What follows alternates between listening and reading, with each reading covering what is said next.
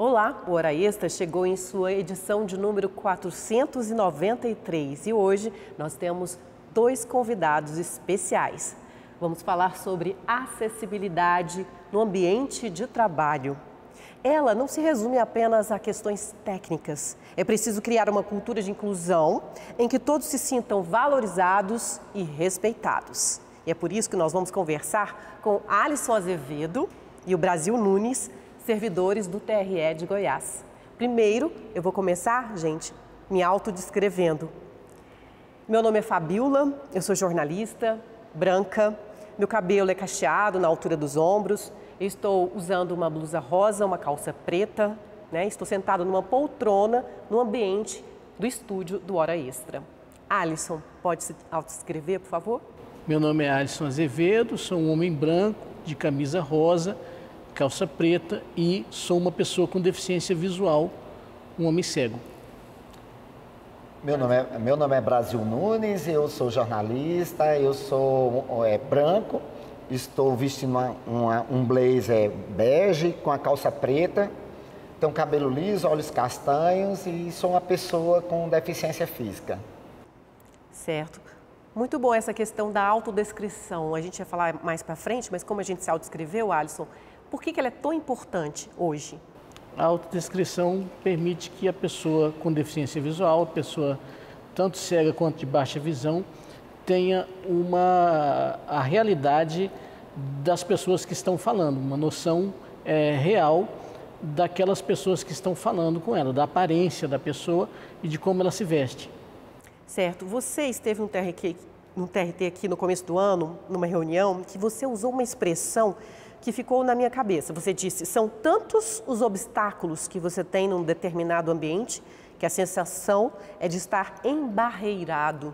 Você podia explicar um pouquinho isso, Alisson? Essas são situações que a gente chama de embarreiramento, são situações limite, né?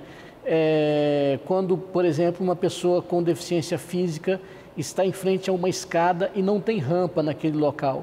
Quando uma pessoa com deficiência visual está no elevador que não tem as teclas em braille e ele não fala em que andar que ele parou. Então, essas situações são de embarreiramento. Quando a pessoa surda vai a um local de atendimento que não tem a língua brasileira de sinais para que ela se comunique. Então, essas situações todas são de embarreiramento. As barreiras são de tal ordem que impedem, restringem a participação das pessoas com deficiência naquele ambiente. Para você, Brasil, como é que é essa questão do embarreiramento? Nem sempre é só físico, né? Sim, eu acho que você chegar num local e você entrar e poder adentrar daquele local sem a ajuda de ninguém, isso é muito importante para qualquer pessoa, uma pessoa com deficiência física. No dia a dia a gente enfrenta, só quem sente na pele sabe o tanto que isso pode mudar.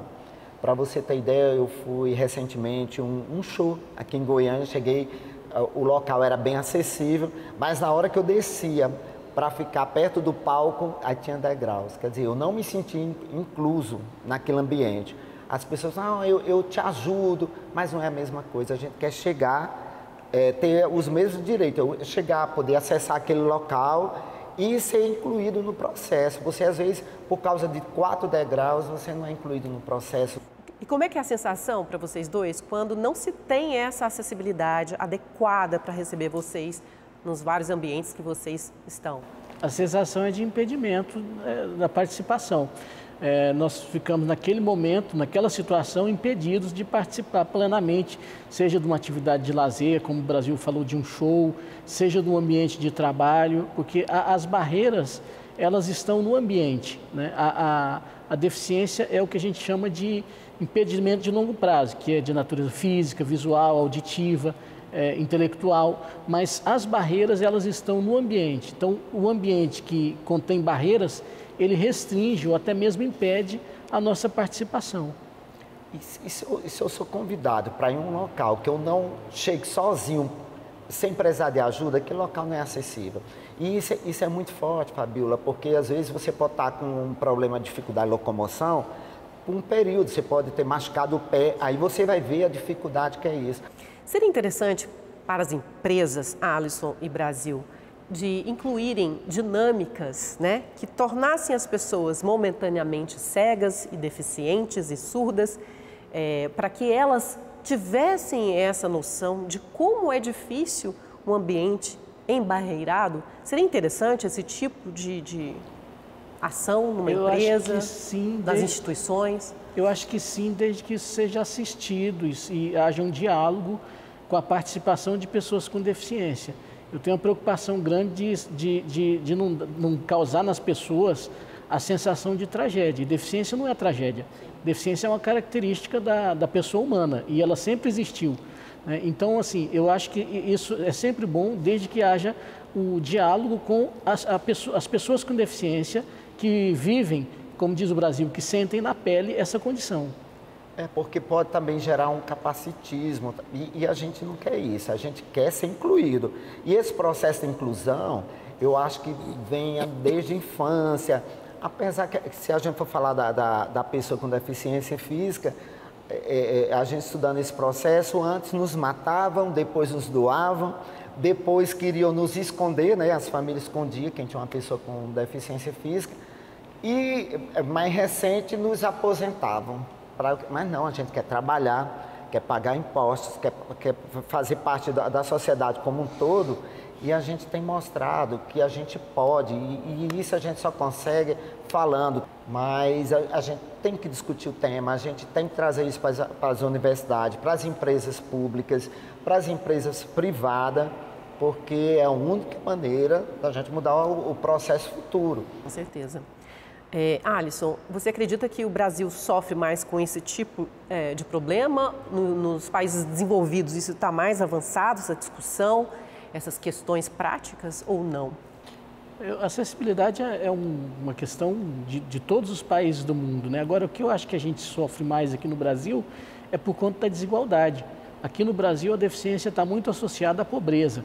Então, nós temos muitas pessoas que não têm oportunidade de trabalho, de acesso à educação. Então, a desigualdade agrava as barreiras enfrentadas por quem tem uma deficiência. Aqui a deficiência física agrega muito a pobreza, porque até você vê essas empresas que oferecem vaga de emprego, mas são os empregos subempregos. Nunca é para uma pessoa com deficiência física que seja mais capacitada. Lá fora, a lei existe, mas a parte física eu acho que pega bem mais que no Brasil. Então, o Brasil, assim, está tendo mais acessibilidade, mas não podemos romantizar, porque não nos dá capacidade para estudar, não podemos romantizar essa situação, porque um filho de uma senhora, ele nasceu com uma deficiência física, mas para ele pegar ônibus aqui é ruim, ele não tem acesso, aí o que é que fica? Só sobra mais subemprego para essa pessoa. E aí, então, perpetuação da pobreza. É o que o Alisson acabou de falar. Fica essa perpetuação da pobreza e que as pessoas acham que nós não temos essa capacidade.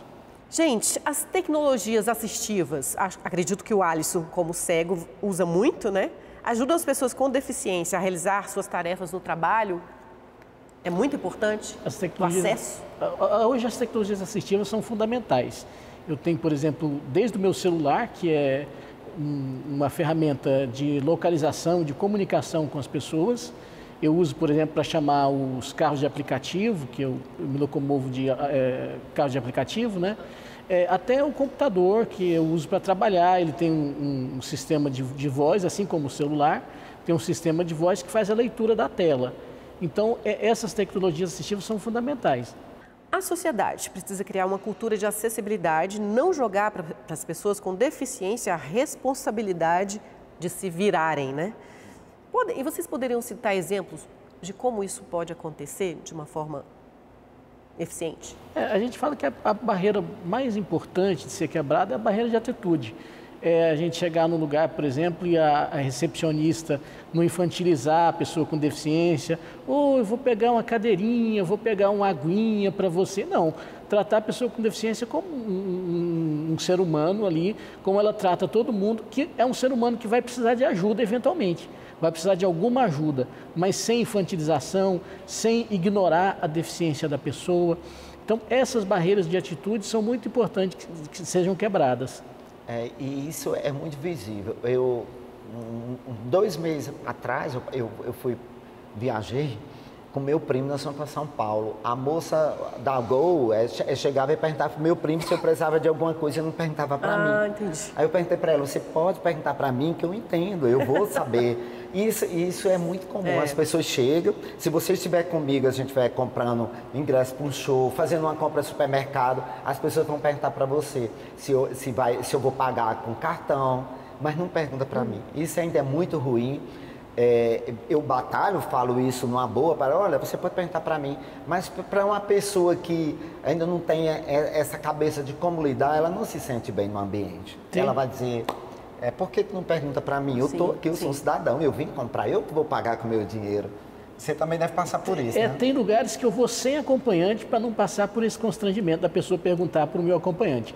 Hospital, por exemplo, que você tem que dar muitas informações, né?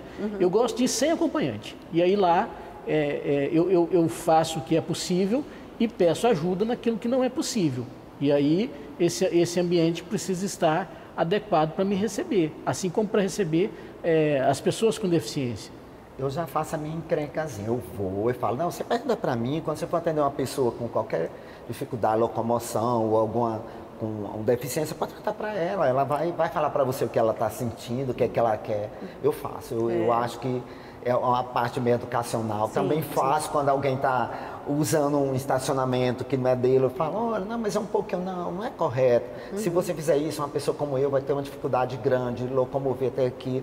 Eu sempre faço, eu sou mais encrenqueiro com relação a isso. É importante, até para a pessoa aprender. Você vai educando. É pedagógico. Sim, com certeza. A legislação brasileira atual, na opinião de vocês, é suficiente para garantir a acessibilidade nas empresas e nos órgãos públicos ou ainda precisamos avançar?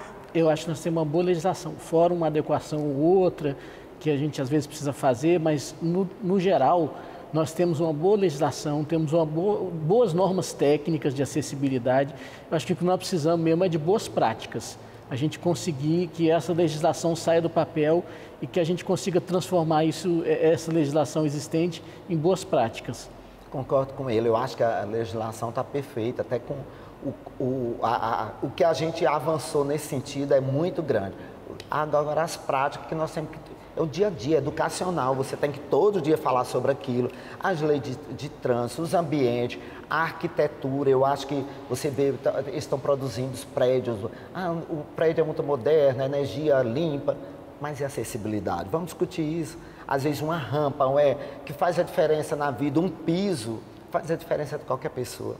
E isso para nós que temos alguma deficiência física, mas também para as pessoas que vão envelhecer, que querem viver mais, quer viver em sociedade, quer participar mais.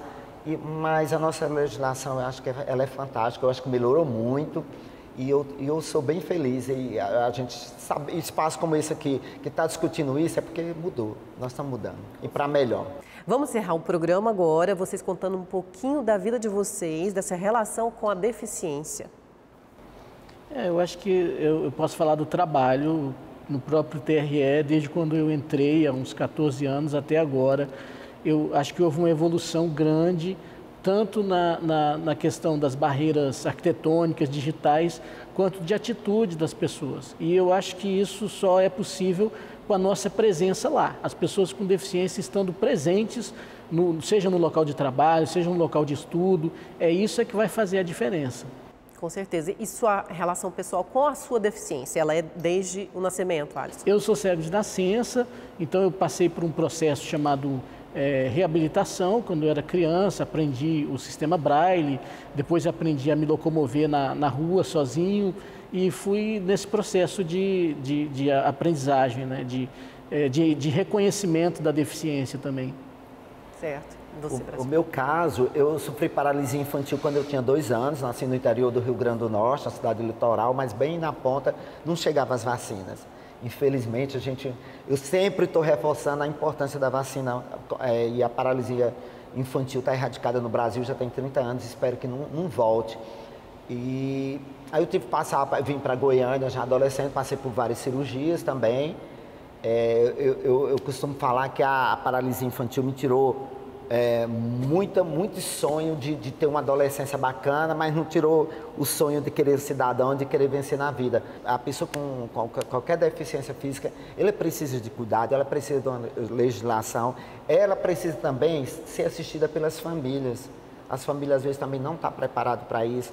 Então eu acho que é todo um conjunto, é um processo, nós estamos evoluindo, mas ainda tem muita coisa para chegar.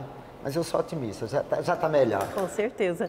Muito obrigada, Alisson, pela entrevista, pelos esclarecimentos tão importantes sobre esse assunto. Obrigado, Fabiola. Obrigada, Brasil, também. Obrigado você pelo espaço. Foi muito bom mesmo. Bom, Hora Extra fica por aqui. Hoje conversamos com o Alisson Azevedo e o Brasil Nunes sobre acessibilidade no ambiente de trabalho. O Brasil e o Alisson contando as histórias particulares deles, seus desafios enfrentados, né, suas conquistas e alegrias, né, e que essa experiência de vida deles sirva de exemplo para todos nós, para que tenhamos uma sociedade mais inclusiva e mais respeitosa com todas as pessoas. Muito obrigada. Hora Extra fica por aqui. Essa entrevista você pode acompanhar também no nosso canal no YouTube. E não deixe de acompanhar mais notícias da Justiça do Trabalho pelas redes sociais, pelo portal. Até a próxima semana.